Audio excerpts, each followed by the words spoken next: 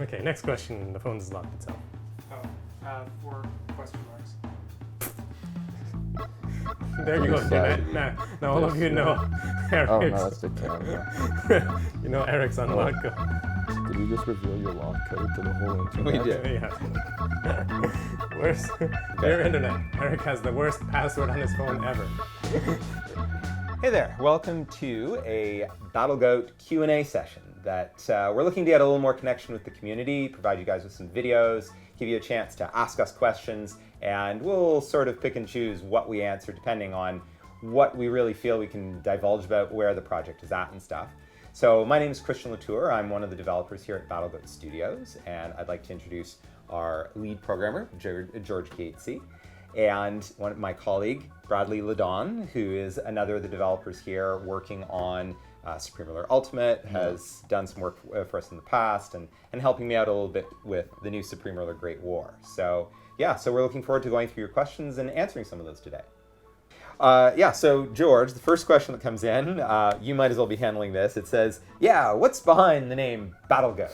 The name BattleGoat. Well, long story, way back in the mists of early computer game development time. It actually turns out that this game development wasn't entirely my life for my entire adult career. At some point I had to take a detour into computer retail and things of that nature. And one of the things that happened is, as we were selling games that other people had made, we often got companies to send us stuff to market their games. And so one of the items that we got sent, excuse me. So, returning with some goats. Have a goat. Oh, yeah, you have a goat. So one of the items we got sent was a sheep with an army helmet, and this is actually the original sheep. This guy is like a historical item in the BattleGoat archives. He will outlive us all. The sheep with the army helmet was sent as the super sheep from the Worms Armageddon game to promote their new release of whatever version of Worms they were hawking at the time. And so that got sent to us, and so it of course, how can you not resist a cute sheep?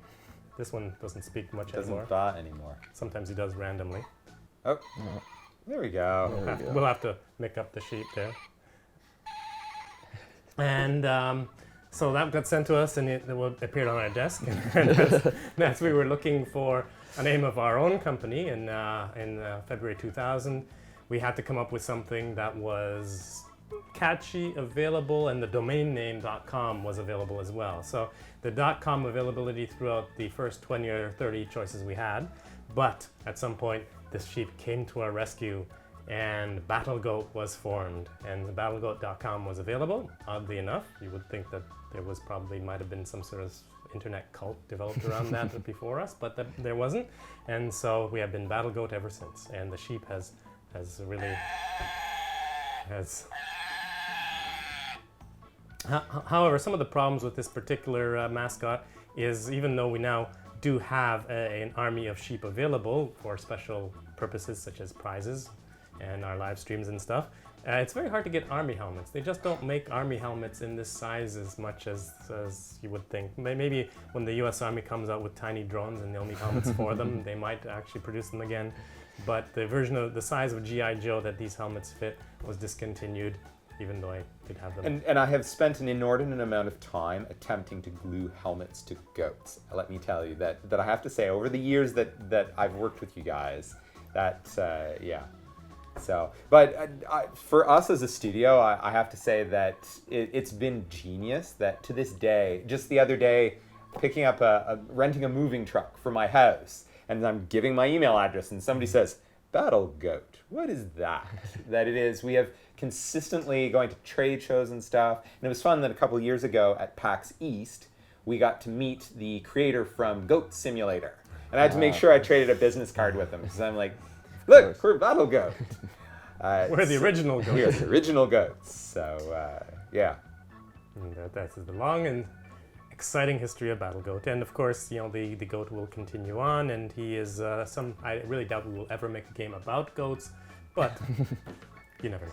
That's not the secret. We need to get a goat mesh. We need to get if Nary's looking for something else to model, a goat mesh. So if somebody provides us a 3D mesh of a goat, we will put it into the game as some sort of an Easter egg. There you go. As long as it conforms with our mesh properties. Yeah, check mesh standards, supremewiki.com. A question for both of you from Z-Mind Game Studio. How did you folks get together, and what is the BattleGoat origin story? The BattleGoat origin story. Well, we wandered off into the mists one day. Well, I think it's worth mentioning that, of course, the Supreme Ruler series predates BattleGoat. That's the interesting thing. So I joined in 2001, but what was it, 86? Yeah, the original Supreme Ruler was a text-based game for the TRS-80 microcomputer, all of which we have somewhere around here in the office, but it's a big mess, so we can't show you right this second. And that was that was released in 1982 when I was still in high school, and then that was marketed by mail order. You know, you remember mail order, where you actually have to send payment in by mail and then receive stuff by mail. It's ask your parents. It's very And I have to assume that the original came on. Was it already on floppy disk or was it on cassette? we Did you ever released have on to? both cassette and floppy disk. Yeah, that you could receive it on a cassette. So, and then of course you guys open the computer store.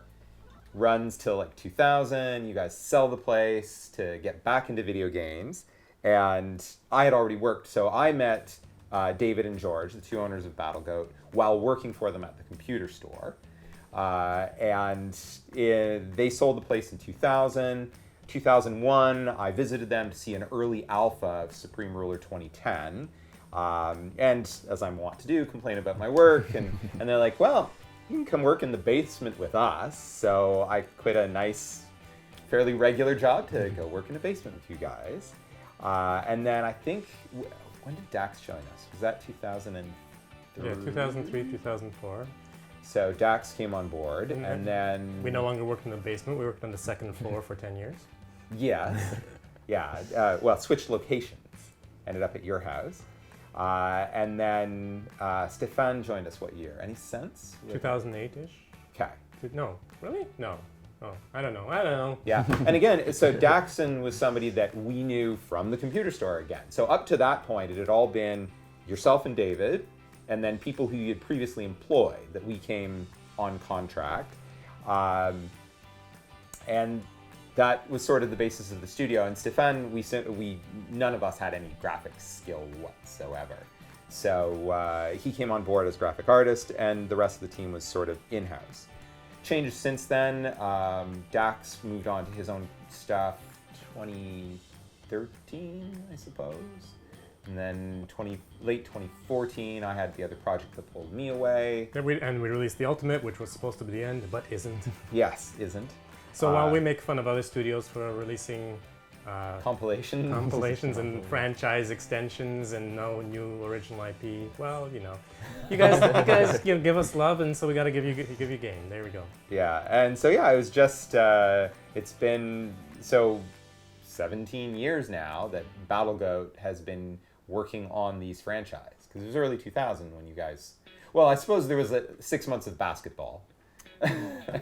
And then you guys actually buckled down, and then since then it's been games. So when you count the original TRS-80 version, it makes Supreme Ruler one of the longest running game franchises in all of history, longer than Civilization. I was going to say, I think I can't imagine that there's any franchise out there right now that dates past 86. Maybe Solitaire. It's not a franchise. That's just remaking the same bloody game. There you go. So, yeah. If anybody knows an older one, Leave it in the comments. leave it in the comments below. Otherwise, we'll claim that we are the oldest one. Yeah, until somebody contradicts us. Will water ever return? Well, we do drink it while we're developing, but outside of that, no. So we should expand on that question. That the question that's being asked there is that will water return as one of the resources? That the game has 11 commodities, 8 base and 3 finished products. And one of the commodities used to be water. That was when we had Supreme Ruler 2010, Supreme Ruler 2020, that the base things consumed by the population in game were agri, water, timber, and then their consumer goods. But once we started into the World War II version, it was World War II, or was that Cold War even? I can't remember which version it was. I have a feeling that it was for World War II. Yeah, I think World War II. So for Supreme Ruler 1936, because of rubber having been such a important commodity during World War II, the decision was to swap out one of the commodities, that water simply was not critical commodity in terms of the strategic warfare of 1936. And the engine changes required to be able to go beyond the 11 commodities.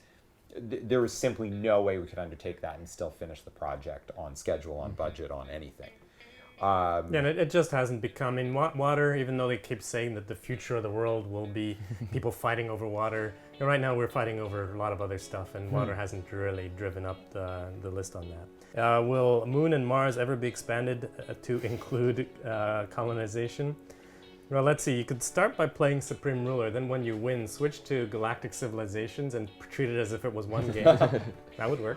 One of the things I keep wondering about in terms of modding, and this, I'm surprised that it wasn't like the first question we received, was map editor. That when people talk to us about things they'd like to see added to the franchise, the map editor tends to top the list. And again, moddability of the game is something that's always been pretty important to us, that in the games folder, graphics, imagery, we have the cut up pieces that make up the satellite imagery for the map, over which we put the 3D terrain and stuff. And it would theoretically be possible to replace all the tiles with like a map of the moon, but it would have problems with scale and some of this, that theoretically if we, let's go with when we get a map editor working, that once people can open it in a map editor, set the size, replace their images, it would be possible to make a moon map, make and whatever map. Yeah, I actually always, like for the past years, I've always wanted to make a Supreme Ruler Mars, but it's just never really come up on the twists of fate that we want to do. So if 20,000 people can commit to buying Supreme Ruler Mars, hey, maybe we'll do that. Maybe we'll do that as the next game. And then the last part of Star Fox questions was, will diplomatic systems and problems become more complex? And yes, the problem we have with our game is everyone says it's just not complex enough. What can I say? No. The answer is no. It's as complex as it gets. There's two questions. So first question being future patch plans for Supreme Ruler Ultimate, which we have touched upon a bit, so we do have an update in the works. And then future optimization plans for the engine for Supreme Ruler Great War. Yeah, and so one of the things that, right now we seem to have a 6-month schedule for Supreme Ruler Ultimate updates, because every 6 months we seem to release one. I don't know, if that's going to continue past this one. The fact that we are doing the Great War means that we were able to put more resources into everything, and also it depends on how well the Great War sells. If it's as great as they say it is, then that lets us put more resources back. I mean, the reason that we are able to keep developing Supreme Ruler, Ultimate, and the Great War now is because our players, our fans are asking for it, and you guys continue. Well, I don't know if you exact guys, but there are new people who continue buying Supreme Ruler, especially when the Steam sale comes along or something else interesting happens. The game continues to sell, and because of that, we are returning some of that to the community by continuing to do some updates and things along the lines. Great War gives us the opportunity for people who say, I want to buy some new Supreme Ruler content, I want to give you guys money. Well, now you have the opportunity to do that. And we're okay with that idea. Yes. Yeah, suits us just fine. Yeah, so the third part is just asking, when will this video be uploaded? It will be up now. Yeah, if you're watching now. it's this is when it is going up. It's new to you. Unless they're watching it in rerun, which means we've now created a time paradox, because now is now. Or maybe you're watching it the second time to get all the jokes. I don't know. All right, so the next question that we get comes from Thomsko. Will you create a more in-depth economic system? I think this is an echo of the question before about complexity and stuff. And so I'll expand a little bit on what you're saying, that we tend to be pretty happy with the level of complexity that we've achieved with the Supreme Ruler titles, that even in the changes between 2020 to Cold War to 1936 and a lot of that, our goal usually as we made changes to the game was not to add complexity, but to trade. That usually we would look for features that we found weren't really adding to the gameplay or were overly complicated for no good reason, and we would remove some of those and add something new in another place. So in terms of the economic system, we're quite satisfied that it does a lot of cool stuff, and the length that you can run the game for. And again, thinking back, so many years working on it, I lose track of when certain changes come in. I know I was always really excited when, I'm gonna say 2011, 2012, one of the changes that we started seeing where when we did these long-term overnight tests of just letting the game run for like 40 years, and we started seeing economic crashes. That like you talk about the fact that you're like, yeah, it seemed to have had a crash sometime in the early 70s, and then there was another one in like the late 80s, and you're like, wow, that's kind of spooky. So yeah, I don't think we're gonna see much change in terms of the economic system. And in fact, one of the issues with a lot of the systems of Supreme Ruler, they become so complex, people don't always see how they work inside, and sometimes that's actually not a good thing, is that if you don't understand why something happens in a computer game, even though it's using like 100 different economic variables and has a complex model, if you're saying, I didn't know why that happened, it actually, for a lot of gamers, it creates a disconnect. And so we actually, one of our issues always has been the game might not give enough feedback about why something happens. Will there be changes to the naval AI in regards to organizing fleets, using carriers, deploying planes from carriers, or conducting airstrikes from them? No. No. It was interesting in doing some of the research for Great War. We've run into the issue that a lot of the earlier carriers in those days could carry like 3 to 5 planes. Like they don't really fit the scale of our game. This is again one of those things that, and I suppose I should mention that Supreme Ruler: The Great War is actually going to have a lower price point than a lot of our other titles normally would have started with. That there's a recognition that we don't want to be seen as trying to stretch everything we can into this engine. We recognize that this is an engine that was developed with some very specific goals in mind. Many of those goals we've hit. But as George said, we've had so many people saying, we'd really like to see World War I. It was our most requested thing. There were some people wanting like Napoleonic, all the way back to like Stone Age. Not gonna happen. But yeah, so the intent has been to pull this thing together as a solid game in its own right, but to not take on any huge challenges in it, and then price the game accordingly has been, and making sure everybody knows what they're getting. So yeah, stuff like that really doesn't fit the scope right now. And there was, about a year ago, I did do a post, I think, on BG forums that talked about the naval AI. Obviously, there's a lot of issues. There's certainly a lot of room that could be improved, but it's also a matter of priorities of the types of things that people are looking for improvement on. The naval AI does some things okay, and some things not as well. And it's one of those elements that, and the whole scheme of the game, just hasn't been where we've been focusing some of our improvements. So maybe in the future. And we can talk about one of the things people are getting instead, which is that there's going to be some work done around the fact that the AI's understanding of leg troops, that because it's World War I, and there's like, you walk everywhere. That's the reality of it. And most of the roads are gone, and most of the rails. And rail is one of those things we are still exploring. We know there's been a lot of questions about rail transport and stuff like that. It's something that we're looking to see how that can be made work in a way that's effective and useful. So, all right, so another question is, will we be able to rename our colonies and change the flags of them in the new game? Oh, I've gotten so close to doing that. I actually had the area of the code on my screen, and then I don't know, something happened. There was a shiny object that came by. Somebody went but that is still possible. Yeah, and it's one of those things we recognize that a request like that really gets made because there's a lot of people who play the games from sort of a role-playing aspect. They don't just try and beat the game. Is that they're enjoying progressing through the game and living through it. So yeah, both of those should be possible. They just require some user interface additions, like where the heck to put the button. But we're working on it. Yeah. unless you want to talk about revolutions in chemical warfare, then we've probably touched upon most. It's most are about naval AI and a bit about rail. And then people asking for the release date. So. Which, yeah, we've already mentioned, August 1st, that you'll be able to get Supreme Ruler: The Great War.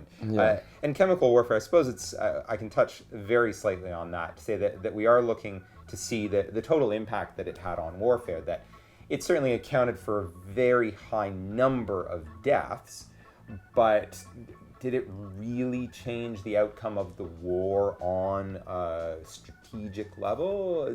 There's also a matter of exactly how to simulate it. I mean, it could possibly, because it's unlike nuclear, which has issues of radiation that is left over and so on, the chemical warfare could also be treated as another form of weapon, and the game does track stats on units that are chemically protected. So we're working on exactly how would be the best way to simulate it.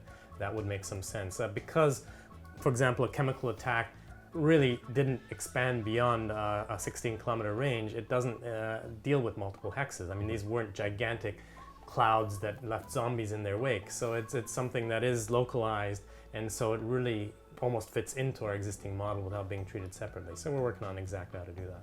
And at the same time, that some of the trade-offs is that we're also trying to make sure that we think about things like epidemics. That we've had some discussions about a recognition that during the war, was it yellow fever? Or the Spanish flu. Spanish flu and things like that, that there was huge losses to that as well. That, I learned so much history working at BattleGoat. Oh, yeah. That's what we do. We teach people stuff. And, Exactly. And make you learn. It's really great too. It's really great. Yes. Yeah. I still love that you can build the wall. I do think that was genius, and I wasn't even here for that. I can't even claim the genius on that.